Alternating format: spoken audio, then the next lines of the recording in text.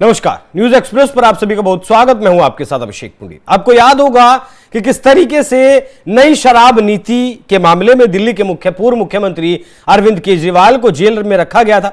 177 दिन बाद वो जेल से बाहर आए थे।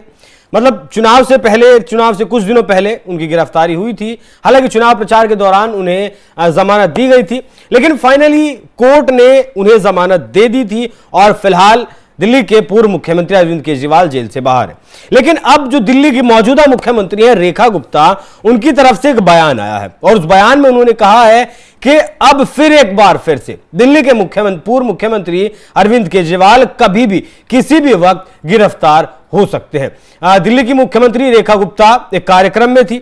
उस कार्यक्रम में उन्होंने बातचीत की और उस बातचीत के दौरान उन्होंने ये बताया कि दिल्ली के जो मुख्यमंत्री हैं कभी भी अब दोबारा से गिरफ्तार हो सकते हैं। साथ ही उन्होंने ये भी कहा कि दिल्ली के पूर्व मुख्यमंत्री अब फिलहाल पंजाब में हैं और पंजाब में जाकर वो पंजाब सरकार की जो नीतियां हैं या फिर पंजाब सरकार के पैसे पर मौज काट रहे हैं। इस तरीके की बातें वहां कही गई। होटल फॉर्चून में भाजपा उम्मीदवार जीवन गुप्ता के प्रचार के लिए रेखा गुप्ता आई थी, जिन्होंने कहा कि आम आदमी पार्टी सरकार ने पिछले दशक में विधानसभा में एक भी कैग की जो रिपोर्ट है पेश नहीं की, जबकि उनकी सरकार में 6 रिपोर्ट पेश की गई। उन्होंने कहा कि भ्रष्टाचार के खिलाफ कानून अपना काम करेगा और जरूर करेगा।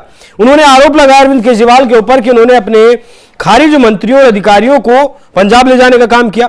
वो अब पंजाब सरकार का लाभ उठा रहे हैं। आपने राज्य में भ्रष्टाचार मिटाने का दावा किया था, लेकिन उन्होंने यहां बुलेट ट्रेन के बजाय चिट्टा एक्सप्रेस चलाई। ये चिट्टा एक्सप्रेस मतलब हीरोइन या फिर ड्रग्स जिसे कहते हैं, स्कूलों के बाहर और हर गांव और हर शहर में मिलने लगी थी अरविंद केजरीवाल के वक्त में, ऐसा इन्होंने कहा। इस दौरान रेखा गुप्ता ने पंजाबी जो मतदाता हैं उन्हें भी लुभाने की कोशिश की और कहा कि दिल्ली के लोगों को केजरीवाल को सत्ता से बाहर करने में 10 साल लगे, लेकिन पंजाबी एक अच्छा विकल्प बनाने के लिए काफी समझदार हैं और वो पूरी तरह से समझ गए हैं कि अब आम आदमी पार्टी सरकार को यहां से विदाई देने का वक्त आ गया है। उन्होंने ये भी कहा कि लुधियाना पश्चिम चुनाव 2027 के विधानसभा चुनावों के लिए एक ट्रेलर के रूप में काम करेगा। साथ ही उन्होंने यह कहा पंजाब में जिस तरीके से अब अरविंद केजरीवाल एक्टिव हैं, भगवंत मान को डमी सीएम बताया। कहा कि वास्तविक आदेश तो दिल्ली से जाते हैं। फिलहाल मौजूदा वक्त में पंजाब पर 4 लाख करोड़ रुपए से ज्यादा का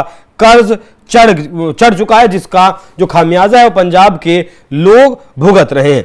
जहां देश के हर नागरिक ने ऑपरेशन सिंदूर के लिए सेना को सराहा, वहीं केजरीवाल ने सेना के समर्थन में एक भी शब्द नहीं कहा। ऐसा आरोप रेखा गुप्ता ने लगाया। इस मौके पर भाजपा के प्रदेश सह प्रभारी विधायक डॉक्टर नरेंद्र सिंह रैना, पूर्व प्रदेश अध्यक्ष भी यहां मौजूद रहे। तो अब फिलहाल जिस तरीके से रेखा गुप्ता ने अरविंद केजरीवाल पर यह आरोप लगाए, वो दिखाता है कि अभी भी अरविंद केजरीवाल के मुद्दे को छोड़ने के लिए बीजेपी तैयार नहीं है। जिस तरीके से बीजेपी ने अरविंद केजरीवाल की उस शराब नीति को भुनाकर दिल्ली की सत्ता पर खुद को बिठाया है, उस मुद्दे को अब वो फिर से उठाना चाहते हैं, छोड़ना नहीं चाहते।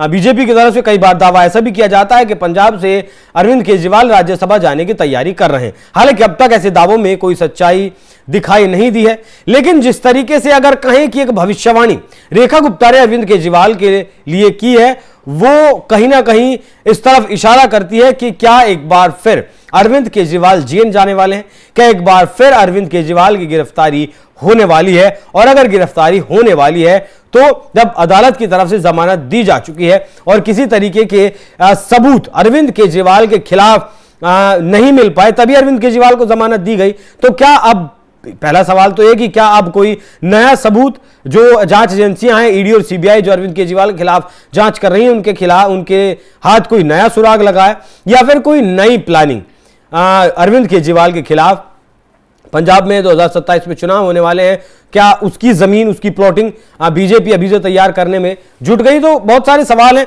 बाकी जिस तरीके से दिल्ली की मुख्यमंत्री रेखा गुप्ता ने यह भविष्यवाणी की है कि अरविंद केजरीवाल एक बार फिर से जेल जाने वाले हैं, उस पर आप लोग क्या सोचते हैं? अपनी राय हमें कमेंट कर जरूर बताइएगा। नमस्कार।